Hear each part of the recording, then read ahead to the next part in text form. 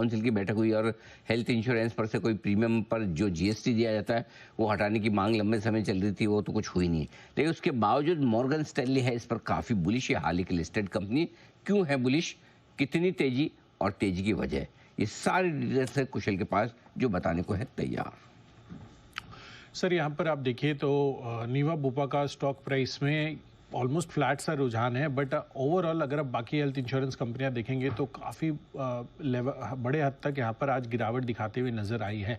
तो उसके मुकाबले नीवा बुपा आज क्यों नहीं गिरा है वो इम्पोर्टेंट यहाँ पर डिस्कस करना है। अब आप देखिए मॉर्गन स्टैनले ने नीवा बुपा पर अपनी जो इक्वल और अट्रैक्टिव की रेटिंग दी है, उसके साथ साथ इन्होंने ये कवरेज की शुरुआत कर ली है ये रेटिंग्स देकर, और टारगेट 88 रुपये का देते हुए दिख रहे हैं, जो कि मौजूदा भाव से भी एक सिग्निफिकेंट अपसाइड पोटेंशियल यहाँ पर दिखा रहा है। 76-77 रुपए की क्लोजिंग रही है और अब देखिए तो 88 के टारगेट्स ये एक्सपेक्ट कर रहे हैं, और इसके पीछे इन्होंने काफ़ी सारे कारण हाईलाइट किए हैं। सबसे पहला तो रीज़न ये है कि यहाँ पर जो कंपटीशन बढ़ रहा है उसके बावजूद भी 14 से 16% की कंपनी जो आरओई हासिल कर रही है वो काफ़ी सारे प्लेयरों में से ये one of the foremost companies है जो ये अचीव कर पाई है। इनफैक्ट FY29 तक आरओई 18%, मुनाफे में 61% की औसतन ग्रोथ का भी होने का अनुमान है, ऐसा मॉर्गन स्टैनले एक्सपेक्ट करके चल रहे हैं। तो आगे के जो ग्रोथ के फिगर्स हैं, जो एस्टिमेट्स हैं, वो भी काफ़ी बड़े रूप में बढ़ते हुए नजर आ सकते हैं। और 24 से 29 के बीच जो ग्रॉस डायरेक्ट प्रीमियम इनकम है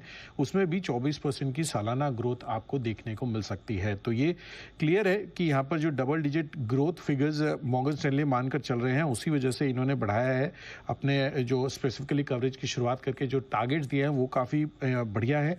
और भारत में हेल्थ इंश्योरेंस इंडस्ट्री में जो ग्रोथ का सबसे ज़्यादा फायदा है वो भी कंपनी को मिल सकता है। तो अगर ऐसा हो जाता है तो नीवा बुपा के लिए और बढ़िया यहाँ पर कैटलिस्ट बन सकते हैं, और इसी कारण से मॉर्गन स्टैनले ने इस पर 88 रुपये के लक्ष्य दिए हैं। और जो स्टॉक परफॉर्मेंस है वो हो सकता है कि आगे आने वाले दिनों में आपको और बेहतर करती हुई नजर आए।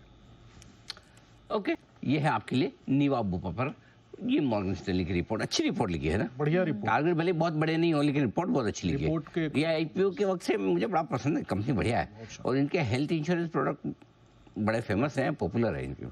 मतलब जिनको हाई एंड इंश्योरेंस लेना हो ना, क्रिटिकल इलनेस वाला, ये उसमें नीवा बुपा ठीक कर रहे हैं काम।